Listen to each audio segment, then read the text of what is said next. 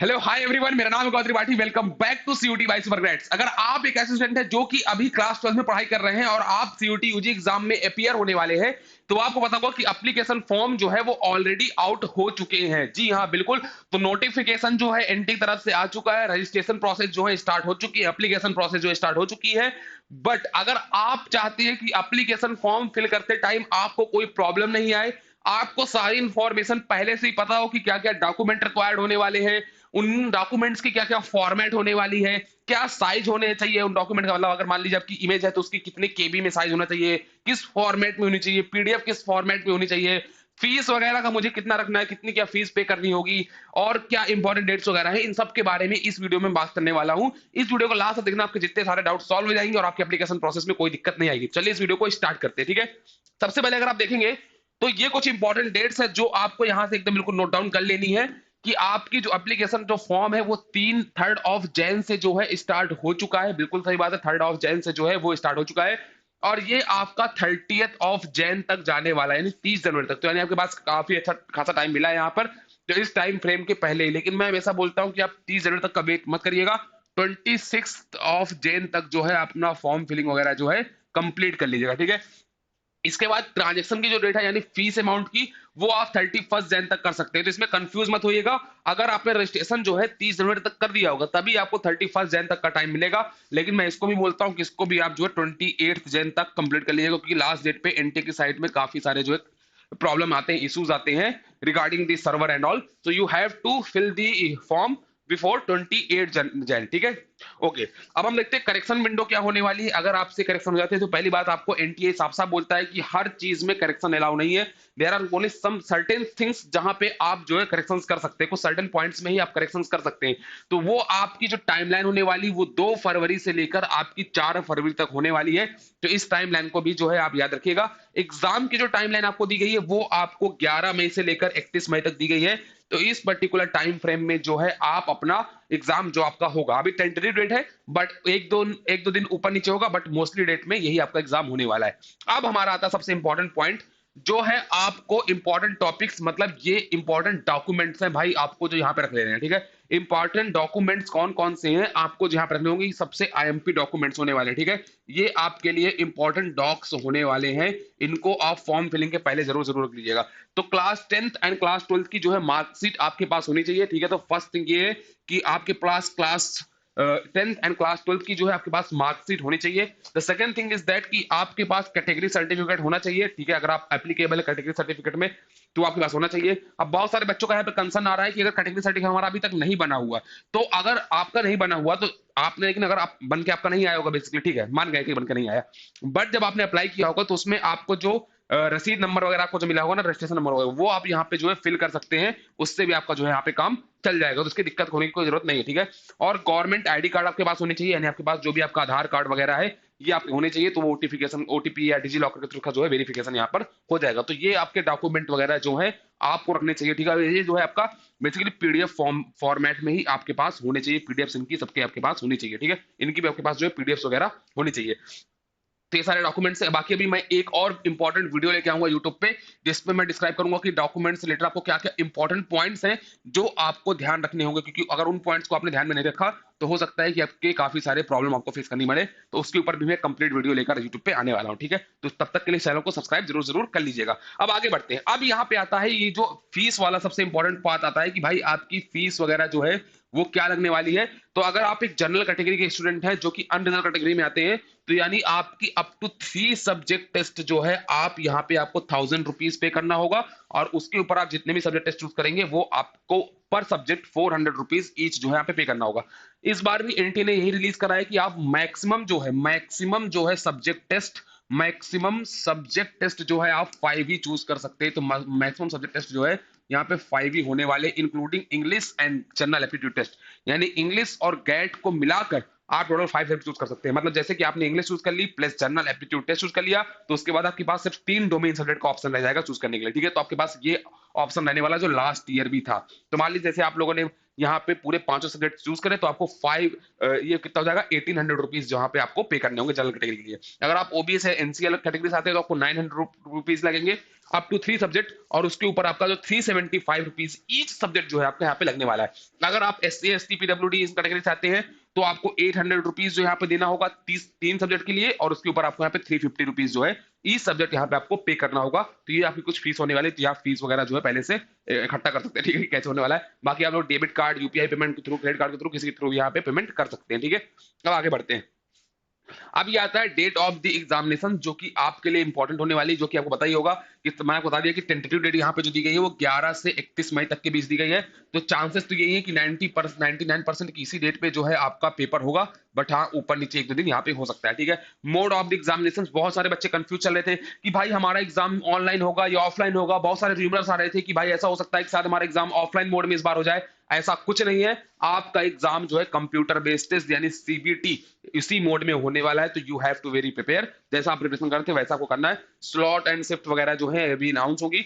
60 minutes आपको जो है ड्यूरेशन दी गई है, जैसा कि लास्ट ईयर था, यानी आपको 60 मिनट मिलेंगे और आपको क्वेश्चन जो है यहाँ पे 50 में से 50 सॉल्व करने होंगे। तो वही पूरी जो है यहाँ पे एनटी ने चीज सेम रखी है। अब हम देखते हैं डॉक्यूमेंट का फॉर्मेट वगैरह क्या रखना होगा। तो डॉक्यूमेंट्स की अगर हम फॉर्मेट की यहाँ पे बात करेंगे, तो डॉक्यूमेंट्स के फॉर्मेट में सबसे पहले आपको याद रखना है कि the candidate will have to upload his और हर, मतलब जो भी आप है, अगर आप मेल कैंडिडेट है, फीमेल कैंडिडेट, जो भी कैंडिडेट है, आपको यहाँ पे क्या करना होगा, live photograph at the time of the form filling. This is the most important thing that you have to note down, कि आपकी जो है ना यहाँ पे लाइव फोटोग्राफ होने वाली। लाइव फोटोग्राफ कैसे होने वाली, इसके ऊपर भी अभी आगे मैं बात करने वाला हूँ। बट सबसे पहले वो एनटी ने यही बोला है, इसमें आपको एनटी ने फोकस भी यहाँ पे करा है कि भाई आपकी जो लाइव फोटोग्राफी होने वाली at the time of the form filling application form, and will also have to upload. तो दो चीजें यहाँ पे आपकी, दो तरह की आपकी फोटोग्राफी यहाँ पे होगी, दो टाइप की फोटोग्राफी। एक आपकी जो है यहाँ पे लाइव फोटोग्राफ होगी, और दूसरी आपको डॉक्यूमेंट भी अपनी अपलोड करनी होगी, जो कि आपकी पासपोर्ट साइज आपकी जो फोटो होती है ना, आपकी जो पासपोर्ट साइज फोटो होती है वो भी आपकी अपलोड होगी स्कैन होकर, ठीक है। तो ये बोला है कि आपका जो है पहले तो लाइव फोटोग्राफी होगी at the time of form filling application form, and will be also have to upload is और recent scan passport size photograph. तो आपको स्कैंड साइज फोटोग्राफ रिसेंट की आपकी, ऐसा नहीं कि बचपन की कोई फोटो लगा दे रहे हो जिसमें आपको कोई पता नहीं चल पा रही है, तो नहीं। और दूसरी चीज ये भी कि आधार कार्ड वगैरह में जो है ना आप अपनी इमेजेस वगैरह जो है ना अपडेट आपकी होनी चाहिए थी। वैसे इसके ऊपर हम काफी सारे वीडियो पहले डाल चुके हैं कि भाई एनटी ने काफी पहले नोटिफिकेशन रिलीज कर दिया था कि भाई आपको डॉक्यूमेंट में अपनी फोटो वगैरह जो है वो अपडेट कर देनी है। तो यस, आप लोगों को यहाँ पे अपनी जो फोटो है वो अपडेट कर देनी है, ठीक है। अगर आपके अपडेटेड होने चाहिए सारे डॉक्यूमेंट्स में, ठीक है। वे शुड बी कलर, तो आपकी जो पासपोर्ट साइज फोटो आप जो अपलोड करेंगे ना, वो भी आपकी कलर में होनी चाहिए। ऐसा नहीं कि ब्लैक एंड व्हाइट फोटो है, नहीं, आपकी कलर्ड फोटो होनी चाहिए, जिसमें आपका 80% फेस जो है ना विजुअल होना चाहिए, और जिसमें आपके ईयर्स कांस वगैरह आ रहे हो, और विदाउट मास्क। और आपका मास्क आपके चेहरे पे नहीं होना चाहिए। अगर आपके चेहरे पे मास्क वगैरह कुछ लगा हुआ है तो आपका भाई फोटोग्राफ जो है कंसीडर नहीं होगी। एंड अगेंस्ट व्हाइट बैकग्राउंड, मतलब आपकी जो पासपोर्ट साइज फोटो होगी ना, उसमें आपका जो बैकग्राउंड होना चाहिए उस फोटो की, वो व्हाइट बैकग्राउंड होना चाहिए, और कोई बैकग्राउंड यहाँ पे नहीं चलेगा। तो आप इस हिसाब से फोटो वगैरह अपनी जो है क्लिक करा सकते हैं, जिसमें आपका 80% फेस विजिबल हो। Size of the photograph, this is the most important thing, कि साइज क्या होना चाहिए फोटोग्राफ का। तो आपका साइज जो है ना वो 10 केबी से लेके 200 केबी तक, यानी 10 से लेके 200 केबी तक आपका जो है साइज होना चाहिए फोटोग्राफ का। और फॉर्मेट जो है आपका, फॉर्मेट आपका जो है जेपीजी या जेपीईजी आपका फॉर्मेट होना चाहिए। आपका पीएनजी वगैरह फॉर्मेट यहाँ पे नहीं चलेगा, तो आपको जेपीजी या जेपीईजी फॉर्मेट में ही आपको जो है इमेजेस यहाँ पे अपलोड करनी पड़ेगी, ठीक है।